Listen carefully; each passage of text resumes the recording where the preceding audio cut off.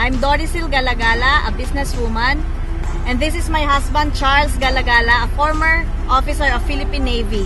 At first po, negative kami sa networking kasi ako lumaki kaming nasa traditional business.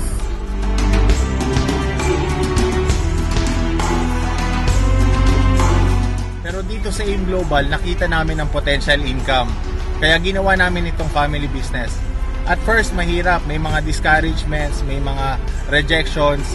Yung mga kaibigan, kakilala, kapamilya namin ang hindi pa na-join sa amin. Pero hindi kami huminto. Tuloy-tuloy lang. At ito na po ang resulta ng mga pagsasakripisyo namin. Brand new Mitsubishi Montero Sport. Dahil dito sa AIM Global, sigurado ang pagyaman mo. AIM Global, payaman. Power!